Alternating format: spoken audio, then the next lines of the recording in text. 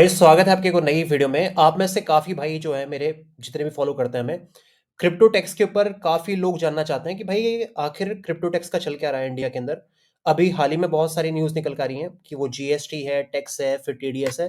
तो यहाँ पर क्या है कि हमारी जो ऑडियंस है वो काफी कंफ्यूज है और मैंने आपसे वादा करा था कि एक ऐसे भाई को मैं आपके सामने लेके आने वाला हूँ जिसको पूरी नॉलेज है टैक्स के बारे में और आपको एक एक चीज जो है वो बिल्कुल क्लियर बताएंगे। भाई का नाम है पुनीत भाई। आपने डेफिनेटली इनको और भी चैनल के ऊपर देखा होगा।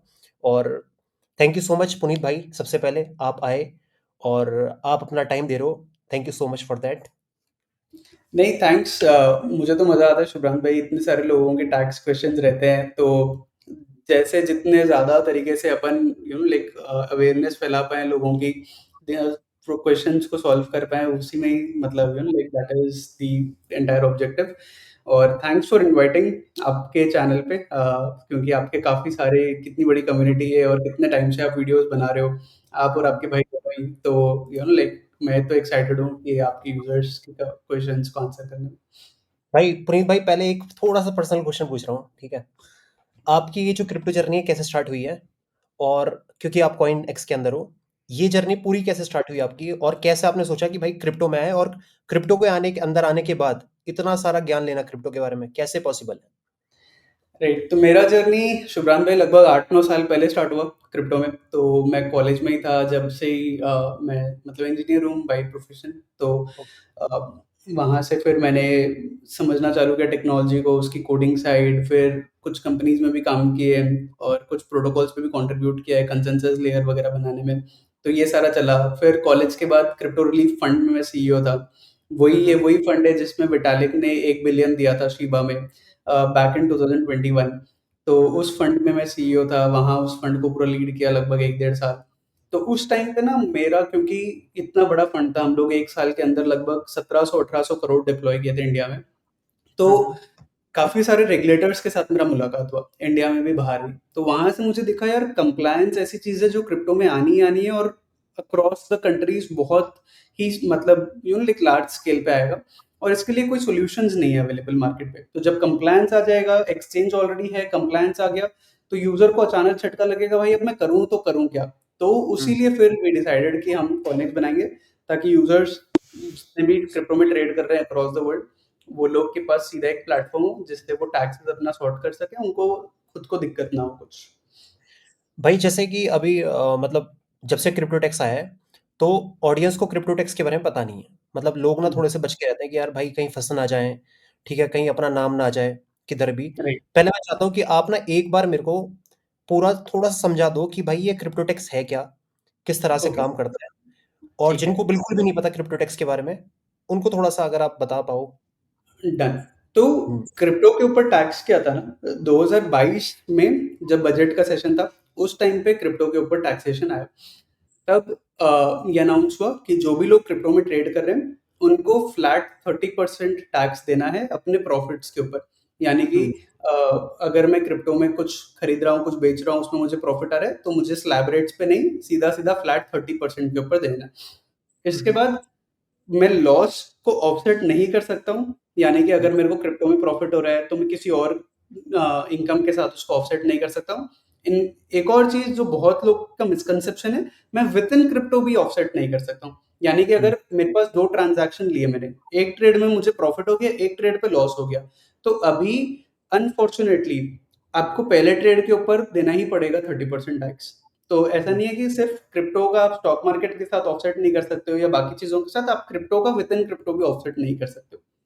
हम्म। तो ये है, आप कैरी फॉरवर्ड भी नहीं कर सकते हो अपने लॉसेस, यानी कि इस साल अगर मुझे कुछ लॉस हो गया, तो उसको मैं आगे कैरी फॉरवर्ड नहीं कर सकता हूँ स्पॉट मार्केट पे अगर मैं ट्रेड कर रहा हूँ तो। और अब जब जब ट्रेड करोगे, तब तब आप, जो बायर है, जो खरीद रहा है क्रिप्टो, उसकी जिम्मेदारी है कि 1% टीडीएस उसको काटना है सामने वाले का। ये इसीलिए ताकि सरकार को पता चलता रहे कि कौन कितने वॉल्यूम का ट्रेड कर रहा है, कौन कितना वॉल्यूम पे क्रिप्टो बाय सेल कर रहा है, ताकि उसके हिसाब से वो लोग कैलकुलेट करेंगे उसका इनकम कितना आना चाहिए था। तो ये जब पूरा का पूरा कैलकुलेशन होगा, तो इसके बेसिस पे आपको 1% टीडीएस डिडक्ट करना है। अभी अगर कोई बंदा एक्सचेंज पर ट्रांजैक्शन कर रहा है, तो उस केस पे एक्सचेंज टीडीएस खुद ही काट लेता है, यूज़र को दिमाग नहीं लगाना है। तो ये अगर आप इंडियन एक्सचेंजेस पर हो या जो एक्सचेंजेस इंडियन लॉज़ के साथ कंप्लाई करते हैं, जैसे कुकॉइन है, अभी बायबिट है, आज के दिन पे ये लोग ऑलरेडी इंडियन लॉज़ पे कंप्लाई कर रहे हैं, तो वो टीडीएस अपने आप डिडक्ट करेंगे एंड आपको उसका कुछ नहीं करना है। तो बस मेजरली आई थिंक यही है। और इसके अलावा जब आप साल के एंड पे अपना रिटर्न फाइल कर रहे हो, तो एक अलग से सेक्शन है इनकम टैक्स पोर्टल पे, जिसको बोला जाता है शेड्यूल वीडीए। तो आपको आपके सारे क्रिप्टो के ट्रांजैक्शंस उस पर्टिकुलर सेक्शन पे डिक्लेयर करना है और अपनी रिटर्न भरनी है। तो कुल मिला के हाई लेवल व्यू पे ये है टैक्स का समरी। ओके। जैसे भाई मैं ना बहुत सारे लोगों से जुड़ा रहता हूँ, कम्युनिटी में मैं लगातार बात करते रहता हूँ, इंस्टाग्राम के थ्रू, टेलीग्राम के थ्रू। तो मैंने कम्युनिटी के बीच में एक मतलब चीज़ देखी है कि भाई हम स्पॉट ट्रेडिंग कर रहे हैं, ठीक है? तो हमें टैक्स भरना पड़ेगा। काफ़ी लोग ये भी मेरे को सुनने में आ रहा है, ये कह रहे हैं कि अगर हम फ्यूचर ट्रेडिंग कर रहे हैं, मैंने पूछा भाई क्या करते हो क्रिप्टो में? तो कह रहे हैं फ्यूचर ट्रेडिंग करते हैं। रीज़न? भैया ट्रेडिंग तो नहीं आती पर उस पे टैक्स भी नहीं लगने का। ये ऐसा है कि मतलब कि फ्यूचर ट्रेडिंग के ऊपर टैक्स ना लगे, ऐसा पॉसिबल है क्या? राइट। तो फ्यूचर्स में कैसा लगता है ना, फ्यूचर्स पे थोड़ा थोड़ा समझते हैं इसको डेप्थ पे कि क्यों लग रहा है, कैसे हो रहा है। हुँ, हुँ। जो डेफिनेशन है इनकम टैक्स का, जिस पे क्रिप्टो का हुँ, टैक्स लगता है, उस पे लिखा हुआ है any transfer of virtual digital asset is subject to capital gain of 30%। अब ठीक है। फ्यूचर पे क्या हो रहा है, मेरे पास, मैं सिर्फ एक पोजीशन ले रहा हूँ कि ये मार्केट कैसे जाएगी। मेरे पास वो कॉइन्स आते नहीं है, मेरे अकाउंट से वो कॉइन्स जाते नहीं है, बस मैं एक पोजीशन ले रहा हूँ लॉन्ग या शॉर्ट का, कि ये मार्केट ऊपर जाएगा या नीचे जाएगा। तो इस केस पे कैसे कैलकुलेट होगा कि जब मेरा पोजीशन क्लोज हो रहा है, मेरे अकाउंट पे सिर्फ पीएनएल आएगी या पीएनएल जाएगी, मतलब या तो यूएसडीटी आएगा या मेरे अकाउंट से यूएसडीटी निकल जाएगा, अगर मेरा पोजीशन के डिपेंड है। तो यहाँ पर मैं एक स्पेक्युलेट कर रहा हूँ कि ये मार्केट कैसे चल रहा है। तो हुँ, इसको शेड्यूल वीडीए में नहीं डाल के, क्रिप्टो के टैक्स के हिसाब से नहीं देख के, इसको हुँ, अपने को देखना पड़ेगा from other gains point of view. तो ये स्पेकुलेटिव इनकम के जैसे जाएगा। अब इसमें हुँ, क्या होता है, मान लीजिए आपका टोटल एक साल में $1000 का प्रॉफिट आया, $1000 का लॉस हुआ, तो ओके, आपका नेट लॉस हो गया अब जीरो, आपका कुछ बचा ही नहीं। तो आपको उसके ऊपर कुछ टैक्स नहीं देना है। दूसरा एग्जांपल लेते हैं, आपका $1000 का प्रॉफिट हुआ, हुँ, $500 का लॉस हुआ। ठीक है, कुछ ट्रेड्स में अपने प्रॉफिट, कुछ ट्रेड्स पे लॉस, तो आपके पास बचा $500। उस $500 पे ही आपको टैक्स देना है। और वो अमाउंट कैसे कैलकुलेट होगी टैक्स का, $500 जब जब आया, उस दिन पर यूएसडीटी या आईएनआर का प्राइस क्या था। मतलब अगर हुँ, आप आईएनआर फ्यूचर्स कर रहे हो तो सीधा आईएनआर, अगर यूएसडीटी कर रहे हो तो उस दिन का यूएसडीटी का आईएनआर का प्राइस क्या था। ओके, तो अगर किसी दिन 87 होगा, किसी दिन 88 होगा, किसी दिन 85 होगा, तो अगर मेरा $500 आ रहा है, तो $500 का आईएनआर प्राइस मेरा कितना निकल गया, उतना अमाउंट मेरा स्पेकुलेटिव इनकम के जैसे चल जाएगा। अब एक और सिनेरियो लेते हैं कि बंदे का लॉस हो गया, तो $1000 लगाया था, मतलब $1000 का प्रॉफिट है और $1500 का लॉस हो गया। तो इस केस पे $500 का लॉस हो गया। तो इस पे भी अपन लॉस का अमाउंट कैलकुलेट करेंगे कि यूएसडीटी का आईएनआर का प्राइस क्या था अपना, और उस प्राइस को अपन लॉस के जैसे दिखा देंगे। अभी ठीक है। इसमें टैक्स कैसे लगता है, इसमें फ्लैट 30% टैक्स नहीं लगता। इसमें हुँ, आपके जो इनकम स्लैब रेट्स हैं, जो टैक्स स्लैब के अलग-अलग रेट्स हैं ना, आपने सुना होगा 7.5 लाख तक टैक्स नहीं लगता। अभी जो करंट साल है, उसमें गवर्नमेंट बोल रहा है कि 12 लाख तक टैक्स नहीं लगता। तो ये जो अलग-अलग स्लैब रेट्स हैं, उसके हिसाब से आपका टैक्स लगेगा।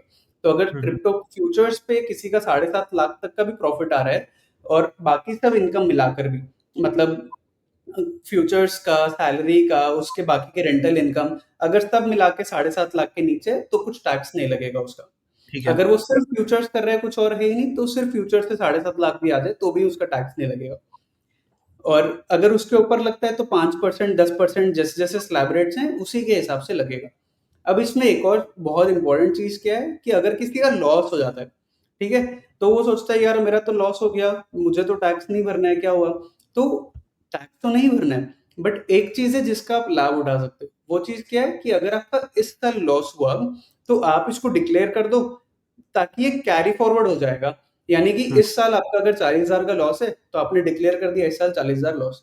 अगले साल मान लीजिए आपका 7,90,000 का प्रॉफिट हो गया, हुँ, तो 7.5 लाख तक तो ऐसे ही टैक्स नहीं लग रहा था। ये 40,000 जो इस साल का लॉस था, वो भी कैरी फॉरवर्ड हो गया, तो वो पूरा 7,90,000 पे आपको ज़ीरो टैक्स पे करना है। अगर आप नहीं डिक्लेयर करते हो, तो अगले साल वो 40,000 पे करना पड़ जाता है। बट अगर आप डिक्लेयर कर रहे हो, तो आप कैरी फॉरवर्ड कर पा रहे हो इसको। भाई जैसे डिक्लेयर नहीं कर रहे हैं तो मैंने कुछ एक न्यूज़ सुनी थी 70% का था कुछ। राइट। तो वो वो क्या है ना, वो बेसिकली है अनडिस्क्लोज्ड इनकम करके एक सेक्शन है इनकम टैक्स पे। जैसे आपने बहुत सारी मूवीज में, अपन बॉलीवुड मूवीज में देखते हैं कि रेड होता है तो गोल्ड जब्त कर लेते हैं, कैश जब्त कर लेते हैं, उसके ऊपर पेनल्टी मारते हैं। तो वो बेसिकली वही गोल्ड और कैश को जब्त करते हैं, जिसका प्रूव नहीं कर पाओ कि यार मेरे पास ये पैसे कहाँ से आए जिससे मैंने ये गोल्ड या ये कैश मैंने लिया। ठीक है। हम्म। तो क्रिप्टो में भी सेम सेक्शन अप्लाई हो गया कि अगर आप प्रूव नहीं कर पा रहे हो कि ये मेरा इनकम कहाँ से आया, है ना, और उस इनकम से मैंने ये क्रिप्टो लिया है, तो उस केस पे वो पूरा का पूरा crypto will be like held as undisclosed income. मान लीजिए गवर्नमेंट पकड़ती है 1 लाख का क्रिप्टो, जिसको मैं प्रूव नहीं कर पा रहा हूँ कि यार ये मेरा ये जो 1 लाख का मैंने इन्वेस्ट किया ये मुझे सैलरी से मिला था, या ये मेरा खेती का इनकम है, या ये मेरा बिजनेस का इनकम है, तो वो पूरा 1 लाख का crypto will B undisclosed income के जैसे। अब उसके ऊपर पेनल्टी लगती है 78%, यानी कि वो सेवन 1 लाख का 78% सीधा सीधा पेनल्टी में चल जाएगा मेरा। Profit okay. का नहीं, पूरे क्रिप्टो का 78% चला गया। हाँ, मतलब जितना आपने चुकाया उसका पूरे का। Exactly exactly। उसके ऊपर अगर आपका कुछ प्रॉफिट बन रहा था तो उस प्रॉफिट पे 200% पेनल्टी अलग। तो ये काफी, हाँ, तो अगर जो लोग नहीं डिक्लेयर कर रहे हैं या कुछ ऐसे सोर्सेज से क्रिप्टो ले रहे हैं जो लीगल नहीं है, मतलब बहुत लोग जैसे कैश के थ्रू ले लेते हैं ये सब, बट अगर आपका क्रिप्टो का होल्डिंग पकड़ा जाता है तो आपका ये अनडिस्क्लोज्ड इनकम के जैसे लग जाएगा, एंड 78% आपका एसेट सीधा सीधा पेनल्टी के जैसे कट जाएगा। भाई जैसे बहुत सारे लोग ऐसे भी हैं मार्केट में जो कि ट्रेडिंग वगैरह नहीं करते, पर वो P2P ज़रूर करते हैं। बहुत सारे करेक्ट। लोग ऐसे हैं जो कि P2P से डीलिंग करते हैं, उनका कुछ भी यूज़ हो सकता है यूएसडीटी का। उसके ऊपर टैक्स का क्या स्लैब है? किस तरह से उसके बिल्कुल। ऊपर टैक्स करें? हाँ, तो इस पे सिंपल है। जैसे मैं अगर P2P कर रहा हूँ, तो 2 सिनेरियोज़ होंगे, या तो मैं P2P से खरीद रहा हूँ या बेच रहा हूँ। अगर ठीक मैं है। खरीदता हूँ, तो मेरी ज़िम्मेदारी है, टैक्स फ्लो पे एकदम एक चीज़ एकदम क्लियर है कि टीडीएस हर ट्रांज़ैक्शन पे कटना है जहाँ-जहाँ पर क्रिप्टो खरीदा या बेचा जा रहा है। ठीक है? ओके। तो किसकी क्या ज़िम्मेदारी है वो समझते हैं। तो टीडीएस, अब लोगों के मन में ऐसा आता है कि यार सिर्फ़ मुझे इंडियन एक्सचेंजेस पे ही ट्रेड करता हूँ तो ही टीडीएस है, पी2पी वगैरह कर रहा हूँ तो टीडीएस नहीं है, तो ये गलत है। हुँ। पी2पी पे भी टीडीएस कटेगा, ज़िम्मेदारी है जो बायर है। अगर मानो सुब्रान भाई मैं आपसे 1 लाख रुपए देके क्रिप्टो ले रहा हूँ, तो मैं क्रिप्टो खरीद रहा हूँ, तो मैं बायर हो गया, तो मेरी ज़िम्मेदारी है कि मैं आपको 1 लाख रुपए पूरे आपके अकाउंट में नहीं दूँ। मैं 99,000 आपके बैंक अकाउंट पे दूँ, 1% आपके पैन जो परमानेंट अकाउंट नंबर होता है उस पे जमा कर दूँ। तो ठीक है। आपको 1 लाख पूरे मिल गए, आपको 99,000 बैंक में मिले, 1,000 आपके पैन पर मिल गए। तो हुँ, आप हुँ। मुझे 1 लाख का क्रिप्टो पूरा दोगे। हुँ। तो ऐसे टीडीएस काम करता है। तो अगर कोई पी2पी कर भी रहा है तो उसकी ज़िम्मेदारी है कि जिससे वो खरीद रहा है, उसका वो टीडीएस डिडक्ट करे, उसके पैन पर जमा करे, और उसका केवाईसी डॉक्यूमेंट्स वगैरह अपने पास रखे, एंड सामने वाले से क्रिप्टो ले ले। अभी दूसरे केस पर आते हैं जहाँ पर मैं पी2पी पे सेल कर रहा हूँ।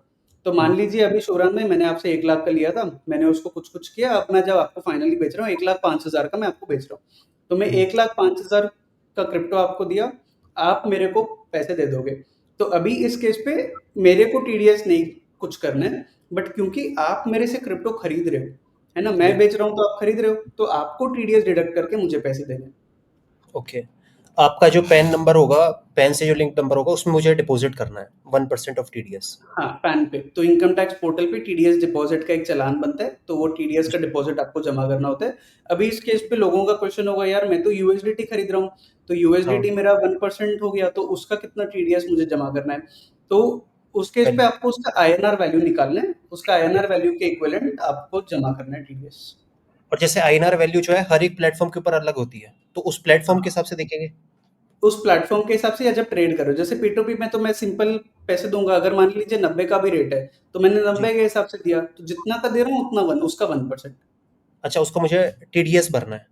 उसका मुझे टीडीएस भरना है। ठीक है। भाई जैसे मैं ना लाइक बहुत सारे एक्सचेंज के साथ मैंने काम किया पहले, तो बहुत सारे लोग ऐसे होते हैं जो कि बीच में बताते हैं कि भाई ये आप कर सकते हो, आइडियाज़ देते हैं। राइट। तो एक एक मेरे को आइडिया मिला था कि भाई आप ना अपनी वीडियो में ऐसे बताओ कि आप हमारे क्रिप्टो एक्सचेंज के ऊपर डिपॉज़िट करो, ट्रेड करो, हुँ, आईएनआर से डिपॉज़िट करो और आईएनआर से ही ट्रेड करके निकल जाओ। तो उसमें ठीक आपका है। टैक्स बच जाएगा। क्योंकि क्योंकि क्रिप्टो में कहीं भी मतलब यूएसडीटी आपने ना बाय करा, ना सेल करा, आपने सिर्फ़ अपना आईएनआर डिपॉज़िट करा एक एक्सचेंज के अंदर, आईएनआर में कॉन्ट्रैक्ट फ्यूचर ट्रेड करी, कॉन्ट्रैक्ट बाय सेल करे और जैसे आपका प्रॉफ़िट लॉस होता है तो वैसे ही आप बाहर निकाल लो। तो क्या ये ऐसा बिल्कुल। पॉसिबल है? मैं एक तर्क उनको दिया कि भाई आप एक प्लेटफ़ॉर्म का तो इस्तेमाल कर ही रहे हो। करेक्ट। चाहे चाहे आप यूएसडीटी, क्रिप्टो उसमें कुछ नहीं कर रहे, लेकिन एक क्रिप्टो प्लेटफ़ॉर्म का तो इस्तेमाल कर रहे हो। तो उस करेक्ट। कंडीशन में क्या टैक्स है? हाँ, तो अगर मैं सिर्फ़ आईएनआर डिपॉज़िट कर रहा हूँ और आईएनआर फ्यूचर्स ही कर रहा हूँ मैं सिर्फ़, तो ठीक इस है, पे ठीक है। फ्यूचर्स के जैसे ही टैक्स लगेगा, जिस पे अपन फ्यूचर्स पे बात कर रहे थे कि स्लैब रेट के हिसाब से अपना लग रहा है, साढ़े 7 जी, लाख, 10 लाख के जो अलग-अलग स्लैब रेट्स हैं, उसी के हिसाब से लगेगा। बट हुँ, अगर मैं यहाँ पर आईएनआर डिपॉज़िट करके यूएसडीटी ले रहा हूँ, यूएसडीटी का फ्यूचर्स कर रहा हूँ, तो मुझे हुँ, उस जगह पर ध्यान देना है कि मुझे उसके लिए क्रिप्टो का भी टैक्स पे करना है। अभी लोग बोलते हैं, मैं बहुत लोगों से ये सुनता हूँ कि मैंने तो यूएसडीटी में ट्रेड करा था, यूएसडीटी पे क्या चीज का टैक्स, यूएसडीटी पे थोड़ी कोई प्रॉफिट होता है। भाई यूएसडीटी भी एक क्रिप्टो है, यूएसडीटी यूएस डॉलर नहीं है, नहीं, यूएसडीटी भी एक क्रिप्टो है। तो अगर मैं यूएसडीटी से बिटकॉइन खरीद रहा हूँ और बिटकॉइन से वापस यूएसडीटी पे ले आ रहा हूँ, तो जब मैंने यूएसडीटी खरीदा था, मान लीजिए आईएनआर से मैंने 86 के भाव पे खरीदा, जब मैं यूएसडीटी को बिटकॉइन पे कन्वर्ट किया, उस टाइम पर अगर यूएसडीटी का भाव 87 है, तो उस 1 रुपए पे भी मुझे 30% पे करना है। जब मैं बीटीसी को वापस यूएसडीटी कन्वर्ट कर रहा हूँ, तो मान लीजिए मैंने बीटीसी लिया था 1 लाख रुपए का, अभी जब मैं कन्वर्ट कर रहा हूँ वो 1,05,000 हो गया, तो वो जो डिफरेंस 5,000 है उसका मुझे 30% देना है। अभी मेरा यूएसडीटी वापस 88 का आ गया, इन फ्यूचर अगर मैं इस यूएसडीटी को यूज करता हूँ जब प्राइस 89 90 होता है, तो उस डिफरेंस पे भी मुझे देना है। तो यानी कि जैसे मैं एक कॉइन का प्राइस का डिफरेंस निकालता हूँ, वैसे ही मुझे यूएसडीटी के प्राइस का भी डिफरेंस निकालना है। हुँ। भाई जैसे बहुत सारे अब नोटिसेस आ रहे हैं रिटेलर्स को। आपका पहले क्या टेक है इसके ऊपर? और जैसे बहुत सारे लोग ये कहते हैं कि भई हम तो क्रिप्टो में ट्रेड बहुत कम अमाउंट से करते हैं, 10,000 से नीचे से अमाउंट करते हैं। तो क्या उनको भी फ़ाइल करना पड़ेगा? अमाउंट बिल्कुल। मैटर नहीं करता? बिल्कुल, तो मैं बताता हूँ क्या-क्या, कैसे-कैसे होता है। तो अभी समझते हैं कि गवर्नमेंट नोटिस कैसे भेज पा रही है, उनके पास इन्फॉर्मेशन कैसे। जब भी आप ट्रेड करते हो तो टीडीएस कटता है, टीडीएस का डेटा सीधा-सीधा आपके पैन पे लिंक हो जाता है, जो इनकम टैक्स पोर्टल पर दिखता है। आपको अगर अपना टीडीएस चेक करना है, तो आप अपना इनकम टैक्स पोर्टल लॉगिन करो। उधर जी, आपको एआईएस दिखेगा, एनुअल इन्फॉर्मेशन स्टेटमेंट। उस पे जब आप जाओगे, तो आपको सारा टीडीएस का इन्फॉर्मेशन दिखेगा। And 194 S, S for Shimla, 194 S section जो है टीडीएस का, उस सेक्शन पे आपको दिखेगा कि आपने कब-कब कितना-कितना आपका टीडीएस कटा हुआ है, और उस पे अलग-अलग एक्सचेंज के नाम दिखाएँगे कि इस एक्सचेंज ने इतना टीडीएस, इस एक्सचेंज ने इतना टीडीएस। तो हुँ, अब गवर्नमेंट को पता है कि आपने ट्रेड किया है क्रिप्टो में, बट अगर आप अपने रिटर्न पे उस चीज़ को नहीं भर रहे हो, तो सिस्टम ऐसे बना हुआ है कि गवर्नमेंट का पोर्टल तो एक्सपेक्ट कर रहा है कि आप क्रिप्टो का भी डिक्लेयर करोगे, क्योंकि आपका टीडीएस कटा हुआ है। बट जब आप रिटर्न फाइल कर रहे हो और उसमें क्रिप्टो का डिक्लेयर नहीं कर रहे हो, या आप रिटर्न फाइल ही नहीं कर रहे हो, तो गवर्नमेंट के हिसाब से तो मिसमैच हो गया रिटर्न, कि आपका डेटा इधर जो होना चाहिए था और आपने जो भरा, उस दोनों में फ़र्क है। तो वो जी, सिस्टम अपने आप ही नोटिस ट्रिगर कर देता है। अपने आप अच्छा, ही आपको मेल आ जाएगा, अपने आप ही आपको मैसेज एसएमएस आ जाएगा कि आपका डेटा मिसमैच है, आप अपना रिटर्न अपडेट करो। ये नोटिस जो है ना, ये notice is basically an awareness और एन मतलब इंटीमेशन। ये नोटिस नहीं है, ये आपको बताया जा रहा है कि भाई आपका डेटा मिसमैच है, आप इसको आके सही कर लो, आप अपना डेटा सही से डाल दो एंड आप अपना रिटर्न फिर से भर दो, अच्छा, सही सही डेटा डाल के। अगर आप ये नहीं करते हो, तो वो कॉन्स्टेंटली कॉन्स्टेंटली ऐसे रिपीटेड मैसेजेस भेजते जाएँगे। बट अगर आपका वॉल्यूम ज़्यादा है, तो मतलब वॉल्यूम ज़्यादा एज़ इन ये 50,000 भी हो सकता है, 20,000 भी हो सकता है सेल वैल्यू। तो हुँ, मतलब मान लीजिए आपका टीडीएस अगर 50,000 का है, तो आपका टीडीएस ₹500 हुआ। तो अगर आपका ₹500 का ही टीडीएस क्यों ना हो, आपका सेल वैल्यू तो 50,000 हो गया। इस केस पे गवर्नमेंट क्या बोलेगी कि भैया आप तो डिक्लेयर नहीं कर रहे हो, मेरे को दिखा रहा है आपने 50,000 का सेल करा है, तो क्योंकि आपके पास पता ही नहीं आपने कितने का खरीदा, क्या डिक्लेयर किया, ये पूरा 50,000 प्रॉफिट बनता है, इसका 30% ₹15,000 का टैक्स दे दो भैया मुझे। हुँ, तो ये सीधा-सीधा डिमांड खड़ा हो जाता है। अब इस केस पे बंदे का प्रॉफिट हुआ ही नहीं होगा, या हुआ भी हुँ, होगा तो 200-500 रुपए का हुआ होगा, क्योंकि वो एक ही ट्रेड को बार-बार बाय सेल कर रहा है। तो कोई हाँ, चीज़ हाँ, मैंने 500 का लिया, 502 का बेच दिया, फिर उसको लिया, फिर बेच दिया। 2 ट्रेड करूँगा, मेरा टर्नओवर तो ₹2,000 का हो गया। तो हुँ, मेरा एक्चुअल प्रॉफिट उसमें 10-20 रुपए का हुआ होगा। तो इस केस में भी जब मेरा टर्नओवर 50,000 का हो गया होगा, मेरा एक्चुअल प्रॉफिट 100-200 मतलब मे बी 1000-2000 का हुआ है। उस पे मुझे टैक्स भरना था 200-300 रुपए का, या 500-600 रुपए का। बट पूरा 50,000 पे मुझे 15,000 का टैक्स डिमांड खड़ा हो जाएगा। तो ये आपको इसीलिए ध्यान से अपडेट करना है कि आपने, जब वो फॉर्म भी है ना, उस फॉर्म पे भी अपने को क्या-क्या डालना होता है, किस दिन खरीदा, किस दिन बेचा, कितने का खरीदा, कितने का बेचा, क्या प्रॉफिट है, क्या लॉस है। तो वो पूरा डेटा आपका मैच करना चाहिए सेल वैल्यू के डेटा के साथ। ओके। टीडीएस का डेटा। तो अगर ये नहीं मैच करता है तो इन केसेस पे नोटिस आते हैं। इसके अलावा नोटिस आते हैं जब लोग एक-एक ट्रांज़ैक्शन नहीं डालते हैं, सिर्फ़ एक लाइन में समरी दिखा देते हैं कि भैया मैंने 1 अप्रैल को इतने तारीख के इतना कॉइन खरीदा, 31 मार्च को मेरा इतना डेटा था, इतना प्रॉफ़िट है, तो इतना मेरा प्रॉफ़िट या लॉस है। अब उस केस में भी गवर्नमेंट बोलता है कि यार आप मुझे तो दिख रहा है आपने मल्टीपल टाइम पे अलग-अलग क्रिप्टो खरीदा है, तो आप डेटा एक लाइन पे समरी करके मत दो, मुझे अलग-अलग लाइन वाइज़ बताओ। हुँ, तो हुँ। इन-इन केसेस पे नोटिसेज़ आ सकते हैं। ओके। भाई जैसे कि बहुत सारे लोग ना P2P करते हैं बाइनेंस के ऊपर, बायबिट के ऊपर, तो उनके अंदर एक मिथ है कि भाई गवर्नमेंट को तो पता ही नहीं लगेगा। मतलब हमने अपनी वीडियोज़ में कई बार बताया कि भाई ये सारे एक्सचेंज जो हैं एफआईयू के तहत रजिस्टर्ड हो चुके हैं ऑलरेडी। मतलब इन्होंने अपना डेटा जो है प्रोवाइड कर दिया है। लेकिन फिर भी आज की डेट में मिथ है इनके अंदर कि भाई मैं तो P2P करता हूँ सिर्फ़ बाइनेंस, बायबिट के ऊपर, तो मैं तो बचा हुआ हूँ।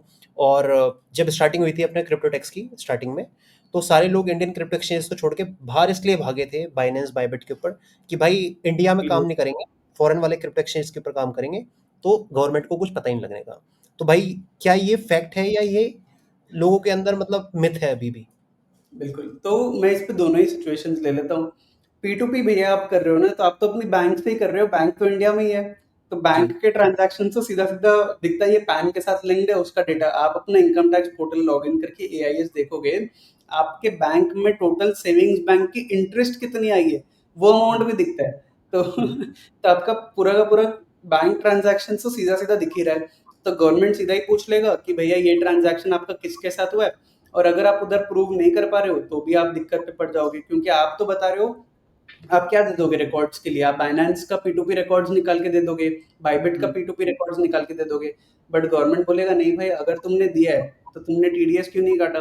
तुम्हारे पास हुँ, सामने वाले को दिया उसका क्या प्रूफ है? वो बंदा कौन है? क्योंकि बाइनेंस का जब डाउनलोड करेंगे डेटा, उसमें तो उस यूज़र का यूज़र नेम दिख रहा होगा। बट एक्चुअल पे जो गया है, वो उसके ऑफिशियल नाम पे गया है बैंक अकाउंट पे। तो मेरा वो डेटा मैच नहीं करेगा, तो गवर्नमेंट मानेगा ही नहीं कि भाई इस केस में भी मतलब तुमने एक्चुअल में ट्रांज़ैक्शन किया है या तुम बस ऐसे ही घुमा रहे हो पैसा और मुझे बता नहीं रहे हो क्लियरली।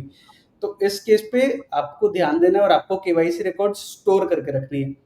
हुँ, दूसरा केस लेते हैं, तो P2P पे तो एकदम क्लियर है कि भाई सीधा-सीधा ही ट्रैकिंग हो रही है क्योंकि आप अपने ही बैंक से कर रहे हो और बैंक इंडिया में ही है। दूसरा केस कि आप बाइनेंस पे P2P नहीं कर रहे हो, आप इंडियन एक्सचेंज पे P2P कर रहे हो, क्रिप्टो विथड्रॉल कर दे रहे हो, उधर डिपॉज़िट करके वहाँ पर पूरा ट्रेड कर रहे हो, वहाँ सारा प्रॉफ़िट और कुछ अमाउंट को ही बस इंडिया में वापस लेके आ रहे हो, इंडियन एक्सचेंजेस पे। तो इवन इन दीज़ केसेस भले ही एफआईयू कंप्लायंट है या नहीं है, भले ही एफआईयू में रजिस्टर्ड है वो एक्सचेंज या नहीं है। एफआईयू तो अभी 2 साल से आया है। या एफआईयू इसके इसके पहले भी हम लोग ऐसे सिचुएशन देखते हैं, जहाँ पर एक्सचेंज अगर इन्फोर्समेंट डिपार्टमेंट या अगर इनकम टैक्स डिपार्टमेंट या साइबर क्राइम डिपार्टमेंट एक्सचेंज को भेजता है कि मुझे इस यूज़र का पूरा ट्रांज़ैक्शन डेटा चाहिए, तो लास्ट 5 साल में आपने जो भी ट्रांज़ैक्शन किया है, वो पूरा डेटा डंप मिल जाता है डिपार्टमेंट्स को। एक्सचेंज सीधा-सीधा एक फ़ाइल भेज देती है पूरा जिसमें सारा डेटा कंटेंट है। ये इसीलिए भी होता है, ये सिर्फ़ ऑब्लिगेशन नहीं है, हाँ, कि भाई मैं बस खुश करके रख रहा हूँ अथॉरिटीज़ को ताकि कल के दिन मैं जब इंडिया में आऊँ तो मुझे उस मार्केट पे ले। ये एक प्रॉपर रूल है, जिसकी हुँ, वजह से उनको ये डेटा शेयर करना पड़ेगा। हुँ, ओईसीडी फ्रेमवर्क होता है, ओईसीडी फ्रेमवर्क के तहत इन कंट्रीज़ में अगर कंपनीज़ रजिस्टर्ड हैं, तो उस कंपनीज़ को भी डेटा शेयर करना पड़ सकता है अगर दूसरी कंट्री की अथॉरिटीज़ माँग रहे हैं उसको। तो आपका ये मत समझ के रखो कि डेटा कभी गवर्नमेंट को पता ही नहीं चलेगा। हमने बेहिसाब केसेस देखे हैं, जहाँ गवर्नमेंट ने एक्सचेंज से डेटा माँगा, एक्सचेंज ने बाकायदा पूरा प्रॉपर डेटा गवर्नमेंट को दिया, उस बेसिस पे गवर्नमेंट ने टैक्स कैलकुलेट किया और असेसमेंट करके डिमांड खड़ा करा। तो ये ओके। डिपेंड करता है कि कितना मोटिव है गवर्नमेंट के पास टू डू दिस, है ना? हुँ, क्योंकि इंडियन एक्सचेंजेस पे आप ट्रेड कर रहे हो तो टीडीएस का डेटा सीधा-सीधा पोर्टल पे दिख जा रहा है, तो उन्होंने कोड करके रख दिया कि अगर मैच नहीं करेगा तो भैया नोटिस भेज दो। बट हुँ, इस केस में उनको एक्सचेंज को कॉन्टैक्ट करना पड़ता है, डेटा मंगाना पड़ता है। तो यूजुअली टिप होता है अगर किसी के पास या अगर इनसाइट होता है या दिखता है कि बैंक ट्रांज़ैक्शन से बहुत ज़्यादा पैसा बाहर जा रहा है, आ रहा है, तो उन केसेस पे वो इसको ड्रिल डाउन करते हैं। मतलब छोटे केसेस पे प्रोबेबिलिटी कम है पकड़े जाने का, बट जिस दिन वो नसीब पे है मतलब अगर आपका तुक्का बिड़ गया और अगर आप इक्के-दुक्के में पकड़े गए, तो फिर आप पे दिक्कत आएगी। ओके। अ, जैसे अभी टैक्स की बात चल रही है अभी, ठीक है? तो मैंने जब ये स्टार्टिंग में टैक्स की सारी बातें चली थी 30% टैक्स, तो पूरी मार्केट में मतलब सिचुएशन बहुत ही ज़्यादा खराब हो गई थी तो एक क्वेश्चन था सभी लोगों का पहले उस वक़्त पर जो मेरे कमेंट बॉक्स में आता था कि भैया अभी गवर्नमेंट ने बोला है कि हम टैक्स लेंगे, ठीक है? जो हमारा पुराना डेटा है, जो कि अब गवर्नमेंट के पास पहुँच गया है, तो क्या उसके ऊपर भी हमें टैक्स फाइल करना है? ये एक क्वेश्चन था मतलब बिल्कुल। ऑडियंस की तरफ से। तो बिल्कुल, तो इसपे गवर्नमेंट ये बोलता है कि आप लास्ट 4 साल का डेटा रिटर्न अपडेटेड करके भर सकते हो। तो ओके, अगर आप नहीं भरे हो, तो गवर्नमेंट के पास बाद में अगर कभी क्वेरी उठता है, क्वेरी 8 साल तक उठा सकता है गवर्नमेंट, है ना? ओके, मतलब अगर मैंने 2020 में ट्रेड करा है, 2020 में कुछ प्रॉफिट हुआ है मुझे, तो 2028 तक गवर्नमेंट मुझे नोटिस भेज सकता है कि भाई 2020 में आपका इतना प्रॉफिट हुआ था, उसके ऊपर इतना टैक्स बनता है, वो टैक्स दो। तो ओके। अ, अगर मैं नहीं भर रहा हूँ, तो कल के दिन अगर ये डिमांड खड़ी होती है, तो उस केस पे डिमांड आएगा, फिर मुझे उसकी पेनल्टी भरनी होगी, इंटरेस्ट भरना होगा, ये सारा चीज़। अगर मैं अपने आप से जाके भरना चाह रहा हूँ, तो लास्ट 4 साल का आप रिटर्न अपडेटेड करके फाइल कर सकते हो। इसके लिए आपको इनकम टैक्स पोर्टल पे आईटीआर यू करके फॉर्म होता है, यू फॉर हुँ, अपडेटेड, तो आईटीआर यू वाला फॉर्म आपको भरना होता है। इसमें इसके भरने के फ़ायदे और नुकसान दोनों बता देता हूँ कि अगर आप पिछले साल का रिटर्न डिक्लेयर करते हो तो उसमें क्या होगा। फ़ायदा हुँ, ये है आप कंप्लायंट हो गए, आपका सारा मनी क्लियर हो गया, आपका जो भी टीडीएस मतलब जो भी क्रिप्टो का ट्रांज़ैक्शंस है सारा डिक्लेयर हो गया। तो आप लीगली कंप्लायंट हो गए हो, आप सारा लॉज़ को फ़ॉलो कर रहे हो। नुकसान क्या है? अगर आपका टीडीएस रिफंड बन रहा था पिछला साल, तो वो रिफंड नहीं मिलेगा। वो हुँ, स्पेसिफिक पीरियड के अंदर ही अगर आप टैक्स भरते हो तो तभी रिफंड मिलता है, वरना रिफंड नहीं मिलता। तो पहला आपको अगर रिफंड आ रहा था तो रिफंड नहीं आएगा। दूसरा अगर आपका लॉस हो गया था तो वो कैरी फॉरवर्ड नहीं होगा। तो हुँ, तीसरा अगर आप जो आपको जितना भी अमाउंट भरना था उसके ऊपर इंटरेस्ट और पेनल्टी लगेगी बट अभी तक की लगेगी। मतलब हुँ, जैसे अगर मानो मैं पिछले साल का मुझे भरना था, मैंने नहीं भरा, तो उसके बाद 15 महीने बीत गए।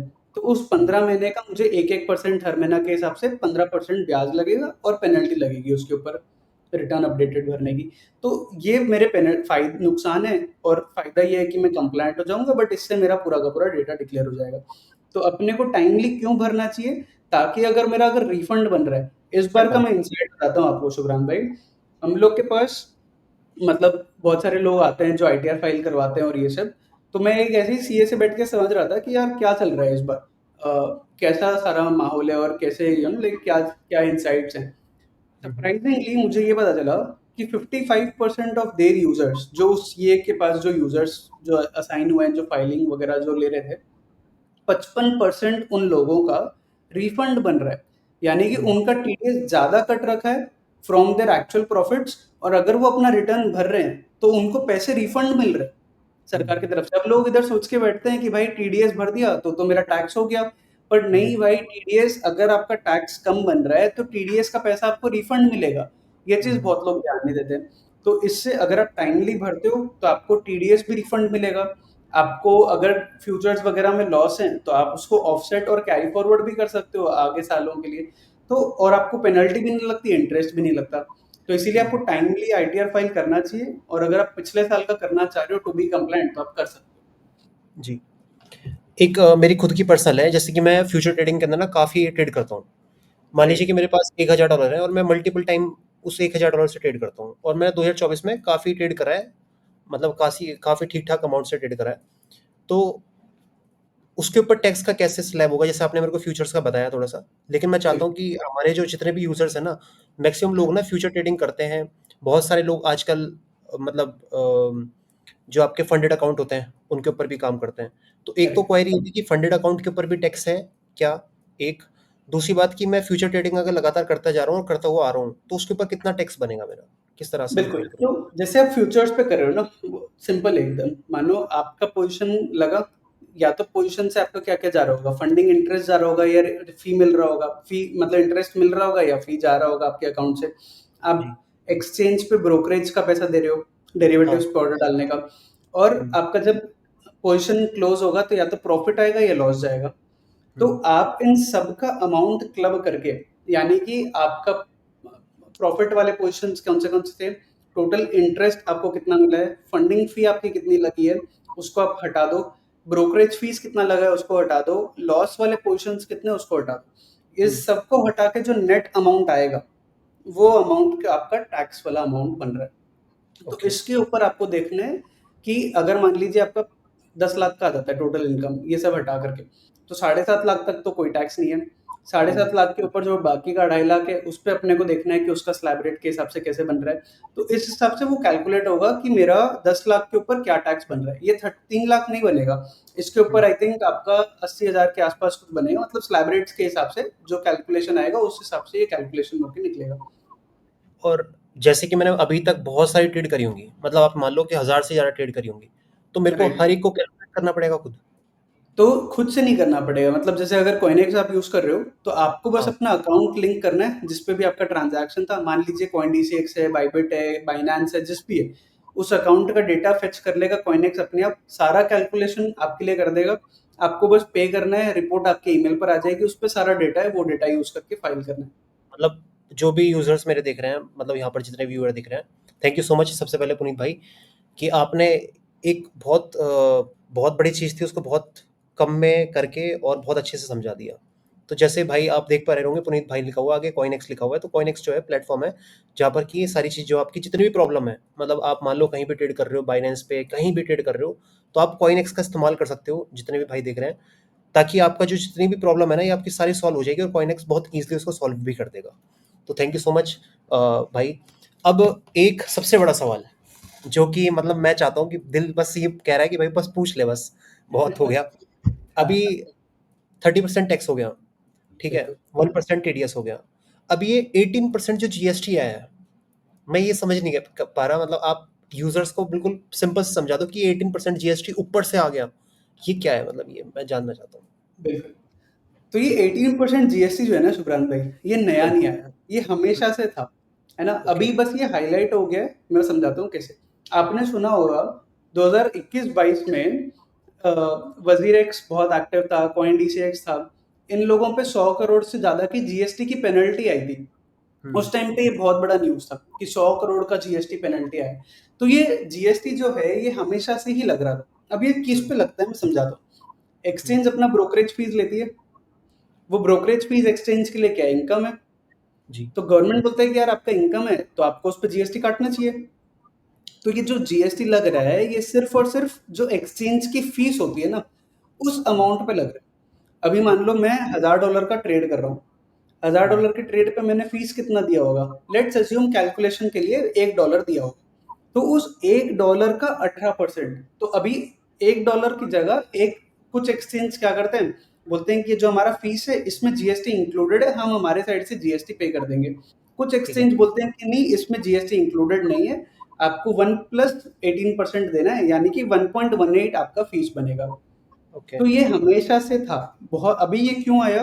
क्योंकि बायबिट इंडिया में एफआईयू कंप्लायंट हो गया, बायबिट अपने इंडिया ऑपरेशंस चालू कर रहा है, तो वो जीएसटी की भी कंप्लायंसेस अडॉप्ट कर रहा है। तो उन्होंने ओके, एक सर्कुलर भेजा कि भैया हम लोग अब जीएसटी की भी कंप्लायंसेस देख रहे हैं, और वो हर हर हेड्स में बता दिया कि स्पॉट पे इतना होगा, मार्जिन पे ऐसे होगा, फ्यूचर्स पे ऐसे होगा, इस सबका वो एक क्लियर ब्लॉक बना के डाल दिया। तो ठीक है, अब लोगों को कन्फ्यूजन हो गया कि भाई 18% अब जीएसटी भी लग रहा है। कुछ-कुछ लोग तो ऐसे बोलने लगे कि 30% टैक्स, 1% टीडीएस और एग्ज़ैक्टली, 18% कुल मिला के 49%। भाई ये नहीं है हुँ, 49%।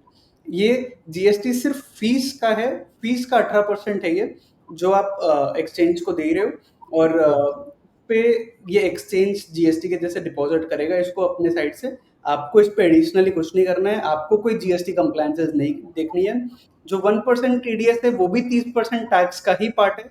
यानी कि एक और एग्जांपल बताता हूँ मैं। मान लीजिए मेरा इस साल का टोटल टैक्स जो मुझे क्रिप्टो का बन रहा है, वो बन रहा है 50,000 का। बट मेरी टीडीएस जमा है 35,000 की, तो मुझे सिर्फ 15,000 ही भरना है टैक्स, है हुँ, ना? टीडीएस मेरा एडजस्ट हो जाएगा। अगर हुँ, मेरा के अगर दूसरा एग्जांपल लेते हैं, मेरा टोटल टैक्स बन रहा है 30,000 का, टीडीएस मेरा जमा है 35,000 का, तो इस केस में मुझे 5,000 रिफंड आएगा। तो फंडा टीडीएस आपका टैक्स के साथ एडजस्ट हो जाता है, वो अलग से नहीं है। तो हुँ, कुल मिला के जीएसटी जो है वो नया नहीं है, हमेशा से था। ये 18% जो है सिर्फ़ आपका ट्रेडिंग फ़ी के ऊपर कट रहा है, जो एक्सचेंज लेता है, और हमेशा से था, और हर एक्सचेंज जो भी इंडिया में काम कर रहा है, सब ऑलरेडी कंप्लाई करते हैं इसको। जैसे इंटरनेट के ऊपर ना अभी जब ये 18% जीएसटी आई थी, मतलब ये पूरी न्यूज़ आई थी, तो एक ना एक एग्ज़ाम्पल बहुत वायरल हो रहा था कि मान लो आपने एक बिटकॉइन बेचा, ठीक है? बिटकॉइन की कीमत है 100 के, ठीक है? आपने जब उसको बेचा उसके ऊपर फीस लगी 0.1% यानी कि $100। अब $100 के ऊपर आपको 18% देना पड़ेगा यानी कि $18। ठीक है? तो करेक्ट, आपका टोटल बैठता है 118। करेक्ट, तो $1000 माइनस 118 इतने आपके पास आएँगे जो एक्स्ट्रा 18% है ये आपकी जेब से जा रहे हैं। करेक्ट। ये कुछ एक्सचेंज एग्ज़ाम्पल जेब से लेते हैं, कुछ एक्सचेंज जो फीस है उसमें इंक्लूड कर देते हैं। मतलब आप फीस जो दे रहे हो एक्सचेंज को, ये फीस तो आप दे ही रहे हो। कुछ एक्सचेंज बोलते हैं कि ये जो $100 का मतलब $1 का फीस है, इसी में जीएसटी इंक्लूडेड है, हम लोग इसी में से जीएसटी भर देंगे। कुछ बोलते हैं अच्छा। कि नहीं, ये एक्सक्लूडिंग जीएसटी है, इसमें मेरे को आप 18% और दो, ये कुल मिला के मेरी फीस है। यानी कि पहले जो $1 का फी था, अब से वो फीस $1.18 का है। तो वो जो 18 है वो यूजर को देना पड़ेगा। अगर एक्सचेंज ले रहा है तो यूजर को अलग से देना पड़ेगा। और इंडियन एक्सचेंज शायद अभी तक जो है ये ले रहे थे लेकिन फॉरेन एक्सचेंज नहीं ले रहे थे शायद, हाँ, जीएसटी। बिल्कुल, बिल्कुल, बायबिट ने अभी बायबिट ने स्टार्ट किया है और आने वाले टाइम में हो करेक्ट, सकता है कि और भी जो क्रिप्टो एक्सचेंजेस है जो फॉरेन के हैं, ये अपना बिल्कुल, स्टार्ट कर दें। तो कुल मिला के एग्ज़ैक्टली, मतलब इम्पैक्ट तो मतलब एक टाइप से पड़ेगा यूज़र्स के ऊपर, पड़ेगा हाँ, अगर कुछ देखो तो। छोटा-सा एक पोर्शन, क्योंकि यूजुअली जो एक्सचेंज फीस लेता है, वो 0.1%, 0.01% इस टाइप का होता है। तो अगर आप 1 लाख का कुछ खरीद भी रहे हो, तो उसपे फीस 100 की लगती थी, अब 118 की लगेगी। तो जी। छोटा-सा डेंट तो आएगा, बिल्कुल। और बट मतलब ये बहुत बड़ा इम्पैक्ट नहीं है। अच्छा बहुत सारे लोग ना मतलब फ़ाइल नहीं करते हैं 30% टैक्स की वजह से फ़ाइल नहीं करते हैं। तो इनके ऊपर क्या कॉन्सिक्वेंसेस होगा इस चीज़ का? हाँ, अगर तो अगर आप टैक्स नहीं भर रहे हो तो एक तो जैसे मैंने बताया कि नोटिसेस, रिमाइंडर्स काफ़ी आते जाएँगे, आपको पेनल्टी खड़ी हो जाएगी, पूरा सेल वैल्यू जो है आपका उसके ऊपर प्रॉफ़िट बताया जाएगा, उसके ऊपर टैक्स डिमांड करा जाएगा। तो ये तो सारे जो कार्रवाई होगी आपकी इनकम टैक्स डिपार्टमेंट की तरफ से। दूसरा, इन केस आप फ्यूचर में कभी एजुकेशन लोन लेना चाह रहे हो, होम लोन लेना चाह रहे हो, तो आपकी आईटीआर फाइलिंग का हिस्ट्री माँगते हैं वो लोग, कि आपने किस-किस साल कितना-कितना रिटर्न भरा है, उसका डेटा बताओ। तो अगर आप रिटर्न नहीं भर रहे हो, तो आपको उधर दिक्कत हो जाएगा, क्योंकि आपके पास वो लोन सैंक्शन होने में दिक्कत आ जाएगा। आप इन फ्यूचर कभी क्रेडिट कार्ड ले रहे हो, तो उन हुँ, सब में भी आपको इश्यू आएगा, क्योंकि है ना, उसमें भी है ना, वो देखते हैं कि कितना क्या कैलकुलेट हो रहा है। तो टैक्स भरने के अपने अलग फ़ायदे हैं। मतलब और आईटी और मोस्ट ऑफ द केसेस में जो छोटा-मोटा ट्रेड कर रहे हैं, छोटे वॉल्यूम पर कर रहे हैं, बहुत जो मेजॉरिटी यूज़र्स हो भी सकते हैं, उन केसेस पे तो मुझे लग रहा है कि है ना, टैक्स बन भी नहीं रहा होगा। उनका हुँ, टीडीएस ही रिफंड आ रहा होगा। तो सिर्फ हुँ, डरो मत कि भाई 30% है तो हो गया, 30% है तो हो गया। आके कैलकुलेट करो कि कितना बन रहा है। उसके बाद दिमाग लगाओ कि अच्छा यार ठीक है, मेरा इतना टैक्स बन रहा है, मैं इतना इस जगह से इसको मुझे पे करना है, या नहीं बन रहा है मुझे तो रिफंड ही मिल रहा है। अभी हुँ, कल का एक एग्जांपल बताता हूँ, मेरी सपोर्ट टीम से बात हो रही थी। एक यूज़र का टीडीएस जब कट रखा है ऑलरेडी ₹22,000 का। वो सोच के बैठा है कि ये 22,000 मेरा लॉस हो गया। उसने इस साल में क्रिप्टो में लगभग कुछ कमाया नहीं, मतलब जो उसका प्रॉफिट लॉस है उसमें लॉस ही में ज़्यादा था, वो प्रॉफिट ज़्यादा किया नहीं था। और उसका टैक्स जो बन रहा था भरने का, मतलब जो कॉइनेक्स पे फीस वगैरह सारी रिपोर्ट वगैरह सब मिला करके वो कुछ 4-5 हज़ार की आ रही थी। यूज़र कहता है कि सर मेरे पास तो ये 5,000 भी नहीं है देने के लिए, क्योंकि मेरे पास पैसा ही नहीं बचा है कुछ। तो हमने उनको समझाया कि भाई ये जो 5,000 आप दे रहे हो, इस 5,000 पे आपका एक तो आप कंप्लायंट हो गए, आपकी रिटर्न भी भर गई। तीसरा सबसे इम्पोर्टेंट चीज़, आपको 22,000 का रिफंड आ रहा है। हुँ, वो सोच के ही नहीं बैठा है, उसको लग रहा था वो 22,000 मेरा बस चला गया, वो मेरे पास आएगा ही नहीं। और तो जब उसको ये पता चला, तो उसको पता चला कि भाई ये 5,000 अगर मैं दे रहा हूँ तो मुझे मतलब 22 वापस मिल रहे हैं। तो अभी भी मैं 17,000 प्रॉफिट में हूँ। 17,000 मुझे वापस, जो मैंने सोचा था कि मेरे चले गए हैं, वो वापस आ जाएँगे। तो ऐसे आई थिंक ये अवेयरनेस का इश्यू है। लोगों को लगता है कि टीडीएस कट गया मतलब वो मेरा लॉस हो गया। नहीं भाई, टीडीएस आप अपना टैक्स कैलकुलेट करो। अगर टीडीएस ज़्यादा कट रखा है तो रिफंड आएगा। हुँ, हुँ। भाई जैसे अभी आज की डेट में सेंट्रलाइज़ एक्सचेंज हो गए सारे, ठीक है? यहाँ पर तो क्लियर है एकदम कि भाई टैक्स देना पड़ेगा, टीडीएस भरना पड़ेगा। अभी जब कल से ये न्यूज़ निकल गई है परसों से कि 18% जीएसटी भी है, तो काफ़ी लोग कह रहे हैं कि भाई हम तो डिसेंट्रलाइज़ एक्सचेंज के ऊपर जाके ट्रेड करेंगे। तो क्या वहाँ पे भी कुछ टैक्स का है? ए बिल्कुल। ठीक तो है। गवर्नमेंट का जो लॉ है ना, वो वेरी सिंपल है। Any transfer of virtual digital asset. अब उन्होंने ये नहीं बोला है कि ये वीडीए इंडियन एक्सचेंज पर होगा तो इस पे अलग लॉ है, सेंट्रलाइज्ड प्लेटफ़ॉर्म पे। एक्सचेंज बाहर पे होगा तो अलग है, डेस्क पर होगा तो अलग है। हुँ, एनी हुँ, वीडीए यानी कि आप कोई भी क्रिप्टो के ऊपर आप प्रॉफिट कर रहे हो, तो वो 30% टैक्स के ऊपर आपको देना है। तो अभी इधर भी बहुत सारे यूज़र्स ऐसे होते हैं जो बोलते हैं कि नहीं मेरा तो वो डेस्क पर है, डेस्क पर क्या पता चलेगा? तो हाँ, अगेन डिपेंड करता है इंटेंट कितना है। अभी आप जब हैक होता है तब आप देखते हो ना कि एक बीटी करके एक बंदा है, वो आता है और बहुत सारे लोग आते हैं जो पूरा आपको ट्रेल बताते हैं कि ये पैसा यहाँ से इस वॉलेट पर गया, इस वॉलेट से इस वॉलेट पर गया, ये एक्सचेंज पर गया। वो एक्सचेंज को कॉन्टैक्ट करते हैं कि ये फंड्स को फ्रीज करो, लॉक करो। तो ऐसे इंटेलिजेंस प्लेटफॉर्म्स बहुत हैं। अगर आप सिर्फ अपना एड्रेस डाल दोगे तो आपके एड्रेस से किस किस लोगों ने इंटरेक्ट किया है, और आपने कभी सेंट्रलाइज्ड एक्सचेंज पर खुद ने इंटरेक्ट किया है, आपने नहीं किया तो आपने किसी और के साथ किया, वो सेंट्रलाइज्ड एक्सचेंज के साथ इंटरेक्ट किया है कि नहीं। तो उससे क्या केवाईसी निकल जाएगा, केवाईसी निकल जाएगा तो आपकी भी आइडेंटिटी रिवील हो जाएगी और पता चल जाएगा कि यार आपने टैक्स हाइड कर रखा है। हुँ। तो अगेन ये मोटिव पे डिपेंड करता है कि मुझे उस पे जाके पता चला है कि हाँ, इस बंदे ने अच्छा खासा कमाया है, उसका मुझे देखना है, तो गवर्नमेंट जाके उस पे टाइम भी स्पेंड करेगा क्योंकि इन्वेस्टिगेशन है पूरा। तो इस पे टाइम लगाना पड़ता है, देखना पड़ता है, और फिर अगर निकल के आता है तो आपको उसको भी डिक्लेयर करना है और पेनल्टी लगेगी, इंटरेस्ट लगेगा। तो पुनीत भाई जैसे कि जी, जी, सॉरी, सॉरी। सॉरी, तो कुल मिला के ये है कि आपको आपके सारे प्लेटफ़ॉर्म्स का टैक्स भरना है। और मतलब अब इस पे लोगों का क्वेश्चन आता है कि मैं कैसे भरूँ? एक्सप्लोरर से डेटा निकालूँ, क्या करूँ, कैसे करूँ? तो यहाँ पर अगेन मतलब कॉइनएक्स पे हम सिर्फ़ एक्सचेंजेस नहीं सपोर्ट करते हैं, ब्लॉकचेन्स भी सपोर्ट करते हैं। तो लगभग 150 ब्लॉकचेन्स का डेटा आप सिर्फ़ एड्रेस डालो, फेच करो, हुँ, सारे के सारे ट्रांज़ैक्शंस आ जाएँगे, किस पे कितना प्रॉफ़िट है, अपने आप प्लेटफ़ॉर्म बता देगा। ओके। तो इस चीज़ में कॉइनेक्स हेल्प करता है। बिल्कुल, बिल्कुल। लाइक अगर किसी को भी मतलब मैं हूँ, मैंने मतलब एग्ज़ाम्पल मान लेते हैं कि मैंने टैक्स वगैरह नहीं दिया, मुझे टीडीएस के बारे में ज़्यादा कुछ नहीं पता, तो मैं कॉइनेक्स का इस्तेमाल कर सकता हूँ डायरेक्ट और मेरे को सारी डिटेल मेरी आ जाएँगी। एग्जैक्टली आपका चाहे मेटामास्क पर हो, चाहे ट्रस्ट पर हो, चाहे बाइनेंस पर हो, कॉइनडीसीएक्स हो, सनक्रिप्टो हो, या किसी भी डेल्टा एक्सचेंज हो, किसी पर भी आपने ट्रेड कर रखा हो, सारा का सारा डेटा मैप हो जाता है। विद इन मिनट्स आपको रिपोर्ट मिल जाएगी। वो रिपोर्ट आप आईटीआर फाइलिंग भी करवा सकते हो कॉइनेक्स से। तो we have okay, partnered with lot of tax professionals.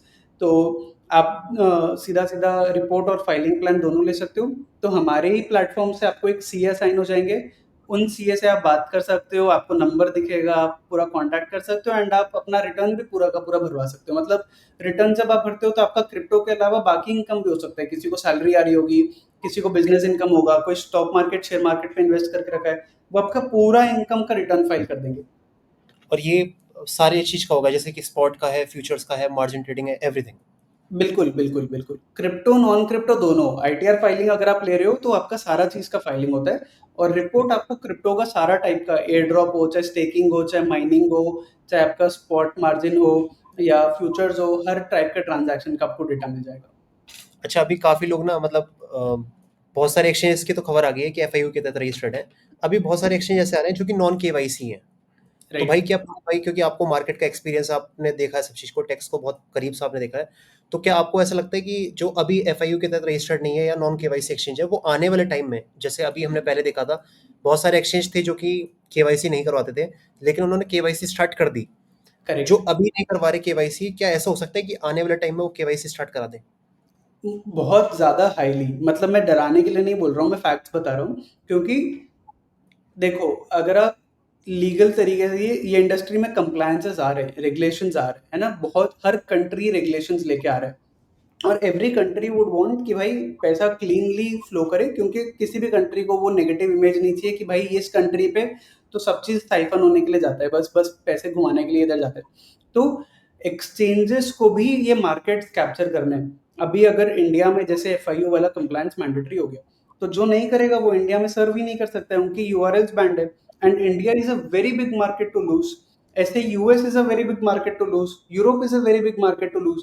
अगर यूरोप, यूएस, इंडिया सब कंट्री बता देंगे कि भाई हमारे देश पे आपको अगर माल बेचना है, हमारे देश के अगर आपको यूजर्स को सर्व करना है, तो हमारी ये कंडीशंस हैं, ये कंडीशंस फॉलो करोगे तो ही आप कर पाओगे। तो जी, उस केस में झक मरा के प्लेटफॉर्म्स को कंप्लाई करना ही पड़ेगा। प्लस बिल्कुल। मतलब आज भी जैसे पहले कुकॉइन सबसे पहले इंडिया में बाहर का एक्सचेंज रजिस्टर हुआ, फिर बाइबिट हुआ, बाइनेंस हुआ, मेक्सी हुआ, अभी कॉइनबेस हो गया है। तो मतलब again India is a very big market to lose. Every exchange would want कि भाई मैं इंडियन यूजर्स को सर्व करूं, क्योंकि ये बहुत बड़ा मतलब हम दुनिया की लार्जेस्ट पॉपुलेशन में आते हैं। तो बहुत ज़्यादा हमारे पास अच्छा। पोटेंशियल यूज़र्स हैं जो क्रिप्टो में इन्वेस्ट करेंगे। तो आई एम हाइली कॉन्फिडेंट कि जो आज नहीं करता है केवाईसी वो करेगा, और जो आज इंडिया में नहीं एफआईयू कंप्लायंट है वो भी करेंगे।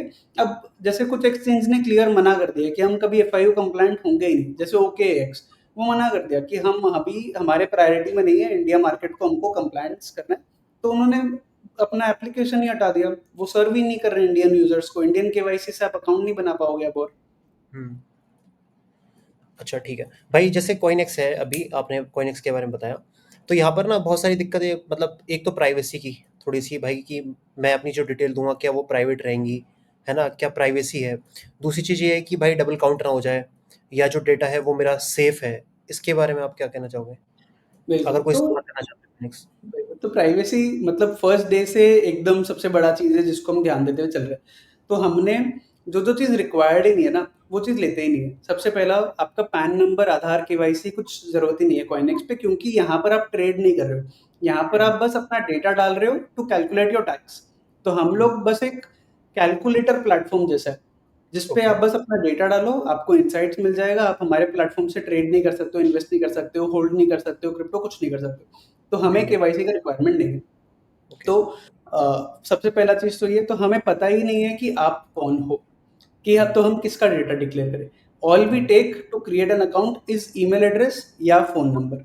तो हुँ, आप कोई भी ईमेल से अकाउंट बना लो, आप उसमें ट्रांज़ैक्शंस अपना अपलोड कर दो, पेमेंट करके रिपोर्ट ले जाओ। वी डोंट केयर कि आप कौन हो, कहाँ रहते हो, क्या आपका एड्रेस है, क्या आपका केवाईसी है, क्या आपका पैन है, क्या आधार है, क्यों हमको नहीं चाहिए। अगर आप हुँ, हमसे आईटीआर फाइलिंग कराते हो, तो हमारे सिस्टम्स और प्रोसेसेस ऐसे हैं कि आपकी सिक्योरिटी और डेटा सेफ्टी इज़ एन्श्योर्ड। मैं सिर्फ हुँ, बात करने के लिए नहीं बोल रहा हूँ, ग्लोबल स्टैंडर्ड्स हैं, है ना? आईएसओ 27001 एक स्टैंडर्ड है जो कि सिक्योरिटी को डिफाइन करता है, एक कंपनी का कितना सिक्योर प्रैक्टिस है। और ये सर्टिफिकेट लेने के लिए आपको ऑडिट कराना पड़ता है अपना पूरा प्रोसेस का, सिस्टम का, लोगों का, ट्रेनिंग का, सब चीज़ का। लगभग 1900 चेक्स होते हैं before someone gets ISO 27001 certificate. इसके ऊपर आता है यूएस मार्केट का जो सर्टिफिकेट होता है सिक्योरिटी का, सॉक 2 टाइप 2, और हुँ, यूरोप में आपने जीडीपीआर करके सुना होगा, वो आता है। तो KoinX is SOC 2 type 2, ISO 27001 and GDPR compliant. हम हुँ, इतने सारे एक्सचेंज के साथ पार्टनर कर रहे हैं, मतलब आज के दिन हम बाइबिट के ऑफिशियल टैक्स पार्टनर हैं, बिटगेट के ऑफिशियल टैक्स पार्टनर है, कॉइनडीसीएक्स के ऑफिशियल टैक्स पार्टनर है। मतलब 40 प्लस एक्सचेंजेस के we are official tax partner. तो वो भी तो स्क्रूटिनी करते हैं, देखते हैं, बैकग्राउंड चेक करते हैं कि यार हाँ, कंपनी के पास सारा डेटा चीज़ें सिक्योर है कि नहीं है, ताकि हमारे यूज़र्स जाएँगे तो उनका भी डेटा सही है कि नहीं है। तो that is like tried and tested on multiple fronts. Okay. भाई जैसे मैंने मार्केट में देखा है काफ़ी लोगों को बोलते हुए कि भैया इंडिया में तो 30% टैक्स है, टीडीएस ही है, तो इसकी वजह से जो हमारी इंडस्ट्री है, क्रिप्टो इंडस्ट्री है, ये खत्म हो जाएगी, और काफ़ी बड़े-बड़े इन्फ्लुएंसर भी बोलते हैं, खुल के बोलते हैं सारे लोग। करेक्ट। आपको क्या लगता है कि आने वाले 2-3 साल में हमारी इंडस्ट्री में क्या हो सकता है? और ये टैक्स कैसे इम्पैक्ट डालेगा हमारी इंडस्ट्री के ऊपर? क्या इसकी वजह से हमारी जो इंडस्ट्री है वो डाउन जाएगी? आने वाले टाइम में कुछ अच्छे सुधार हो सकती है? राइट, तो ये सही है जो, मतलब अगर आप देखोगे 2021-22 में जिस पेस से इंडिया मार्केट पे क्रिप्टो फैल रहा था, 22 के बाद से थोड़ा मार्केट स्टेगनेंट है, ज़्यादा कुछ इतना बदलाव नहीं हुआ है। इनफैक्ट हुँ, थोड़ा नेगेटिव साइड ही गया है। Yes, yes. तो मुझे ऐसा लगता है कि इसका मेजर रीज़न है 2 चीज़। एक, जो लॉस को आप ऑफसेट करने नहीं दे रहे हो। यानी कि हुँ, अब इनकम टैक्स का मतलब क्या है? इनकम हुआ तो टैक्स देना। अभी जब आप लॉस को ऑफसेट करने नहीं दे रहे हो, तो बंदे का लॉस है अगर, तो भी उसको टैक्स माँग रहे हो। ये हुँ, काहे का नियम है? मतलब अगर मैंने क्रिप्टो में कुछ कमाया ही नहीं, तो मैं घर से अलग से टैक्स क्या दूँगा? तो ये तो एकदम मतलब स्ट्रिक्ट लॉ है कि ये तो हटना ही चाहिए कि भाई जब कमाया ही नहीं तो क्या चीज़ का टैक्स। तो हुँ, ये आई थिंक सबसे पहला चीज़ जो चेंज अगर कुछ होना है तो ये हटना चाहिए कि लॉस ऑफसेट अलाउड होना चाहिए। हुँ, दूसरा, 30% is again on a higher end. आप ओके। मोटिवेट तो करो यूज़र को लॉन्ग टर्म होल्ड करने का, शॉर्ट टर्म होल्ड करने का। जैसे हुँ, अब स्टॉक मार्केट पे अगर कोई स्टॉक को लंबे टाइम तक होल्ड करता है तो उसकी टैक्सेस कम है दैन अगर यस। कोई फ्रीक्वेंटली ट्रेड कर रहा है। तो क्रिप्टो पे भी आप वो ऑप्शन दो, मोटिवेट करो लोगों को कि भाई होल्ड करके रखो, तुमको इन्वेस्ट करना है इन्वेस्ट करो, लंबा टाइम के लिए करो तो टैक्स का बेनिफिट मिलेगा। तो I think crypto is also at par with like as any other asset investment. तो उस पे आप long term, short term slab के हिसाब से ही टैक्स लगना चाहिए। 30% इज़ टू हाई। तो हुँ, हुँ, आई थिंक ये दोनों चीज़ें चेंज होनी चाहिए, और अगर नहीं होती हैं तो अ, जब मार्केट्स डाउन जाएँगे तो लोगों को दिक्कत आएगा, एंड क्रिप्टो मार्केट हमेशा ऊपर नहीं जाता है, साइक्लिक होता है। कभी बिल्कुल। ऊपर जाएगा, कभी नीचे, कभी ऊपर, कभी नीचे। तो उन साइकिल्स पे जहाँ पर जिस-जिस साल प्रॉफ़िट हो गया, उस साल तो भाई बंदे को टैक्स देना है। जिस साल बिल्कुल। लॉस हो गया वो तेरा। तो भाई अगर आप हिस्सेदारी ले रहे हो, मेरे से मेरे प्रॉफ़िट का 30% ले रहे हो, तो मेरे लॉस का भी तो हिस्सा बनो। बस बिल्कुल सही बात है। Yes, yes. सही बात है। भाई आपको क्या लगता है कि आने वाले टाइम में कुछ पॉलिसीज़ में चेंज हो सकता है? लाइक इंडिया के अंदर सारे काफ़ी लोग बात करते हैं, डिमांड भी करते हैं। ट्विटर के ऊपर, एक्स के ऊपर लगातार ट्रेंड चलते रहते हैं कि हैशटैग रिड्यूस क्रिप्टो टैक्स। तो डू यू थिंक कि आने वाले टाइम में कुछ क्रिप्टो के टैक्स के ऊपर कुछ गिरावट आ सकती है? मतलब हमने तो काफ़ी टाइम इसके ऊपर लाइक ऑफिसर से मिले हैं, डिपार्टमेंट्स में मिले हैं, एंड भारत उत्तरी एसोसिएशन करके एक इंडस्ट्री बॉडी है, वो भी कितनी बार रिप्रेजेंट करा है इस चीज़ के ऊपर। तो अ, मतलब आई होप कि आए। मैं ये नहीं बता पा रहा हूँ आपको कि कब आएगा, अगले बजट पे आएगा कि उसके अगले बजट में आएगा, कब आएगा, कि कब चेंज आने वाला है। बट आई रियली होप कि अगर ये वीडियो कोई भी income tax department, finance ministry से इसको देख रहे हो, तो ये जेन्युइन आस्क है सर। मतलब ये कुछ हम अलग से नहीं माँग रहे। तो अगर बंदा कमाया ही नहीं तो क्या चीज़ का टैक्स? सिंपल चीज़ है। तो ये हटना ही चाहिए, मतलब एज़ अर्ली एज़ पॉसिबल हटना चाहिए। भाई जैसे कि अभी एक आउट ऑफ द क्वेश्चन ही है कि जैसे कि अभी थोड़े दिन पहले, मतलब थोड़े दिन पहले 18% जीएसटी आ गया। उसके अगले दिन ही एक अपडेट आ गई कि भाई अगर आप दुबई का वीज़ा चाहते हो 10 साल का, तो इतना-इतना अमाउंट आप स्टे कर दो, आपको वहाँ पर 10 साल का गोल्डन वीज़ा मिल जाएगा। वो फेक न्यूज़ निकली, लेकिन अगले दिन एक और न्यूज़ आ गई कि भाई बिल्कुल, 24 लाख रुपए दो और 24 लाख रुपए देने के बाद आपके पास गोल्डन वीज़ा मिल जाएगा। तो आपको करेक्ट। क्या लगता है कि ये सिर्फ़ कोइंसिडेंस है कि क्रिप्टो वालों को कहीं न कहीं ट्रिगर किया गया है, या पुरानी कहीं बातचीत थी कि भाई ये तो आना ही था, गोल्डन वीज़ा वाला? आई थिंक ये 24 लाख वाला भी फिर दुबई गवर्नमेंट ने मना कर दिया कि नहीं, ये भी अब नहीं है, अब वो पहले वाले लॉज कुछ हैं, अलग से कुछ नहीं है। तो वो मतलब मुझे लग रहा है कि ये सेंटिमेंट्स टेस्ट हो रहे हैं, है ना? कि मतलब लोगों को दिख रहा है कि भाई अगर आप थोड़ा भी ज़्यादा कमा रहे हो तो यू हैव बेटर ऑप्शंस, आप उधर हुँ, जा सकते हो। तो यस। आई डोंट थिंक ये गवर्नमेंट ऑफिशियली उधर की भेज रही है, ये सेंटिमेंट्स हो रहे हैं, बट कहीं न कहीं एक लोगों के मन में बैठ रहा है कि यार अवॉइड टैक्स करना है तो आप अपना देश चेंज कर लो, कंट्री चेंज कर लो। तो इससे इंडिया के लिए बहुत नेगेटिव इफ़ेक्ट्स है। क्योंकि अब जैसे आप देख रहे हो कि काफ़ी सारे फाउंडर्स बाहर शिफ्ट हो गए इंडिया के। तो अगर वो इंडिया में रहते, तो वो कितनी एम्प्लॉयमेंट इधर क्रिएट कर रहे होते, कितने सारे जॉब्स क्रिएट कर रहे होते, इंडिया में कितना नया इनोवेशन होता, वो सारा चीज़ इंडिया में रहता। बट अभी इन सब चक्करों के चक्कर में वो बाहर चल जा रहे हैं। तो आई पुनीत थिंक भाई ये मैं सिर्फ तो आपसे, यस, यस, सॉरी। नहीं, आई थिंक ये सिर्फ 30-32% टैक्स पे नहीं इम्पैक्ट कर रहा है, ये तो मतलब जन्मों-जन्मों के लिए एक लार्जर इम्पैक्ट क्रिएट कर रहा है।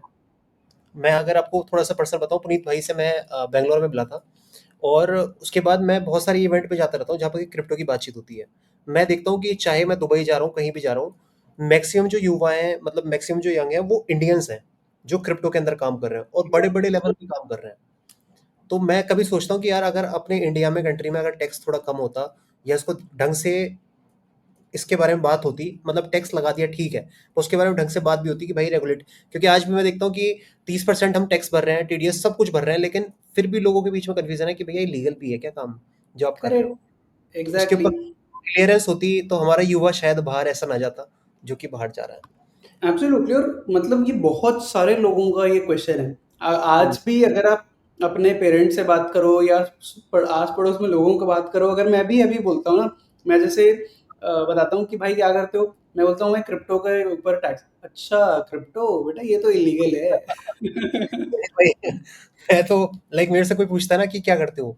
मैं कह देता हूँ कि मैं प्रॉपर्टी डीलिंग करता हूँ। क्रिप्टो पता नहीं है।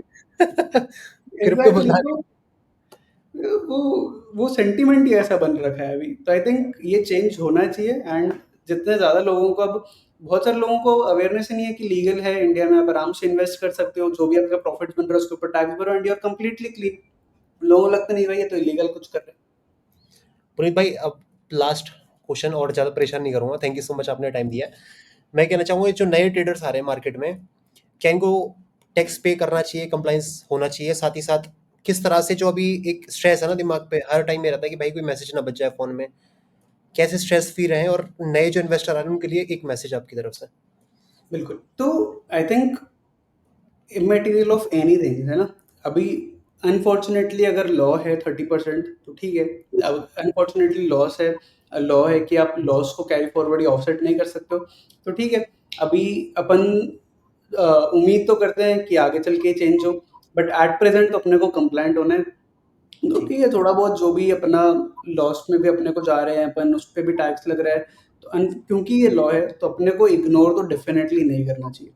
ठीक है? आप और ऐसा भी नहीं कि अपन थोड़ा बहुत पैसे बचाने के लिए इधर-उधर से कहीं से भी फाइलिंग करा लिए, क्योंकि उस पे भी मैं देखा हूँ कि बार-बार बहुत सारे यूज़र्स ठीक से जो नहीं फाइल करते हैं, उनको भी नोटिस बाद में आते हैं और फिर बाद में वो काफ़ी दिक्कत बन जाती है, क्योंकि आपको फिर नोटिस का रिप्लाई करवाना होता है, ये सब। तो आप अच्छे से अपना क्रिप्टो का जिस-जिस प्लेटफ़ॉर्म पर आपने ट्रेड कर रखा है, जिस-जिस वॉलेट पे आपके ट्रांज़ैक्शंस हैं, आप उन सबको कॉइनेक्स पे ऐड कर सकते हो। आपको खुद से बैठ के कैलकुलेट करना भी नहीं पड़ेगा। प्लेटफ़ॉर्म विल ऑटोमैटिकली कैलकुलेट कि किस पे क्या टैक्स बन रहा है, कैसे क्या कैलकुलेशन हो रही है। आप सीधा-सीधा रिपोर्ट निकाल के लेके जाओ। रिपोर्ट पे you will have every information जो आपको रिटर्न भरने के लिए काम आएगा। अगर आपके जान-पहचान में सीएज़ हैं या जो टैक्स प्रोफ़ेशनल्स हैं जो भर देंगे, आप उनको ही रिपोर्ट दो, वो फ़ाइल कर देंगे। अगर आपके पास नहीं है, तो आप कॉइनेक्स से आईटीआर फाइलिंग प्लान ले लो, जहाँ पर टैक्स भी आपका कैलकुलेट हो जाएगा, आपकी रिटर्न भी भर जाएगी एंड आप आराम से चैन की नींद सो पाओगे। हुँ। ठीक है। Thank you so much Puneet भाई फॉर जॉइनिंग, और बहुत सारी इन्फॉर्मेशन आपने ऐसे दी। उम्मीद कर रहा हूँ कि 56 मिनट का हो गया ये। उम्मीद कर रहा हूँ कि आपको ये 50-55 मिनट में बहुत सारी ऐसा ज्ञान मिला होगा जो कि शायद आपको पूरे दिन अगर आप इंटरनेट पे लगा लेते तो भी ना मिल पाता। This is because of Puneet भाई। Thank you so much.